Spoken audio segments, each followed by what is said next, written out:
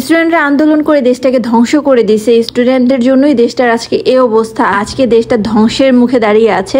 গুটি কয়েকজন মানুষ দেখলাম আপনারা এই সমস্ত কথাবার্তা বলতেছেন, কেউ কেউ আবার আমাদেরকে খুনি বলেও ডাকতেছেন। আসসালামু আলাইকুম এভরিওয়ান, দিস ইজ জিনিয়া ফ্রিন। আজকে সকাল সকাল বের হয়ে গিয়েছিলাম শিক্ষার্থী হিসেবে আমার দেশের প্রতি আমার কিছু দায়িত্ব পালন করার জন্য।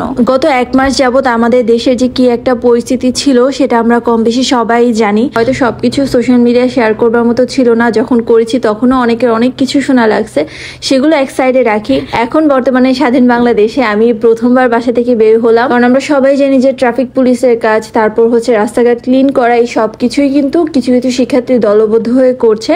তো আমি ভাবলাম একজন শিক্ষার্থী হিসেবে আমারও এটা দায়িত্ব যে আমি তাদের সাথে জয়েন করব। যারা যারা আপনারা বলছেন না যে দেশটার আজকে এই অবস্থা বা এত কিছু ধ্বংস হচ্ছে, সব কিছু হচ্ছে আমাদের জন্য হয়েছে, আপনারা কি একটাবার একটু লক্ষ্য করে দেখেছিলেন যে যারা এই ভিডিওগুলো পোস্ট করতেছে যে তাদের এলাকায় এই সমস্যা হচ্ছে, ওই সমস্যা হচ্ছে, তারা প্রত্যেকেই কিন্তু এটা মেনশন করছে যে এগুলো কখনো কোনো একটা স্টুডেন্টের কাজ হতে পারে না। তাহলে আপনারা কিভাবে এই গুটি কয়েকজন মানুষ আমাদেরকে এভাবে ব্লেম দিতে পারেন? আর আপনারা এত তাড়াতাড়ি এভাবে এত পোল্টি কিভাবে খান আমি বুঝি না। আজকে যখন আমরা রাস্তা ক্লিন করতেছিলাম, ট্রাফিক লাইনে যখন আমাদের ভলেন্টিয়াররা কাজ করতেছিল, শহীদ মিনার থেকে শুরু করে ফ্লোর সবকিছু যখন আমরা পরিষ্কার করতেছিলাম, আজকে আমি না বেরোলে আসলে বুঝতামই না যে আসলেই সাধারণ পাবলিক যে আমাদেরকে এত এত এত আদর করে। যখন আমাদের যা লাগতেছে আমাদের বলাও লাগতেছে না, আমাদের চোখের সামনে চলে আসতেছে। পানি অনবরত কেউ না কেউ এসে দিয়েই যাচ্ছে, একের পর এক পানির কেস চলেই আসতেছে।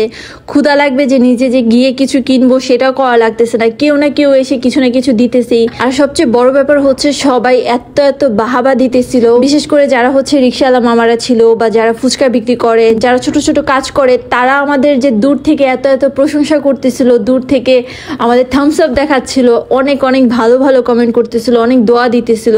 এগুলো কি শুধু শুধুই পেয়ে গেছি? কিছু থেকে কিছু হলেই আমি দেখতেছি যে আমাদের সাথেও যারা আছে, যারা শিক্ষার্থী আছে, যাদের আমি এই পর্যন্ত দেখি নাই যে তারা একবার বের হইছে, একবার কারোর সাথে বের হয়ে আন্দোলনে জয়েন হয়েছে, তারাও প্রথমে শুরুতে এত ভালো ভালো পোস্ট দিছে দেশের সম্পর্কে। এখন এসে তারা বলতেছে যে তোমরা কি করতেছো, তোমরা দেশের জন্য এটা করতেছো না কেন, নিরাপত্তা দেখতেছো না কেন? ভাই, সবকিছু কি একটা শিক্ষার্থীর উপর চাপিয়ে দিলে কি হয়ে যায়? তাহলে মূল কথা হলো যে স্কুল, মাদ্রাসা, কলেজ, ভার্সিটি সবকিছু বন্ধ করে দিন, আর যত নিরাপত্তা কর্মী আছে, যত নিরাপত্তা বাহিনী আছে, তাদের সবাইকে সরিয়ে দিয়ে আমাদের শিক্ষার্থীদের দাঁড়ি করিয়ে দিন। দেশটাকে পরিষ্কার করা বা যা ধ্বংস হচ্ছে এগুলো রিপেয়ার করার দায়িত্ব কি শুধুমাত্র আমাদেরই, আপনাদের না? আপনাদেরও তো উচিত ছোট ছোট কিছু কাজ করে আমাদেরকে সাহায্য করা। সেটা তো আপনারা করতেছেনই না, বরঞ্চ আপনারা এক একজন ভিডিও বানিয়ে, এক একজন ভয়েস ওভার দিয়ে এভাবে ভিডিও বানাচ্ছেন, চেহারার অঙ্গভঙ্গি এমন করে বানাচ্ছেন যে দেখলেই আসলে মেজাজটা খারাপ হয়ে যায় যে এতদিন আপনারা তাহলে কই ছিলেন, এতদিন তাহলে কেন বাহবা দিচ্ছেন? আমি আসলে এত কিছু বলতে চাই না, আমি জাস্ট আমার ভিডিওটা শেয়ার করার ছিল যাতে এই মেমোরিটা আমার সারা জীবনের জন্য থেকে যায়। আমি আমার পরবর্তী জেনারেশনকেও যেন দেখাতে পারি যে হ্যাঁ, আমাদের দেশটার একদিন এই অবস্থা ছিল আর সেটাকে আমরা সবাই মিলেই এত সুন্দর একটা রূপ দিয়েছি। তো আশা করবো যারা ভালো কোনো কিছু করতে পারতেছেন না তারা অবশ্যই খারাপ কোনো মন্তব্যও করবেন না, অ্যাটলিস্ট ইন্সপায়ার করতে না পারলেও কিছু বলবেন না, চুপ থাকবেন। এক তো পড়ালেখার অবস্থা খুব খারাপ, গত মাস ধরে পড়ালেখা একদমই বলতে গেলে নাই। যারা এইচএসসি স্টুডেন্ট আছে তারাও পড়তে পারতেছে না, এক্সাম দিতে পারতেছে না। একটু তাদের কথা ভাবেন, একটু তাড়াতাড়ি যেন দেশটাকে সবাই মিলে সুন্দর করে গড়তে পারি, সেই জন্য একটু ইন্সপায়ার করেন।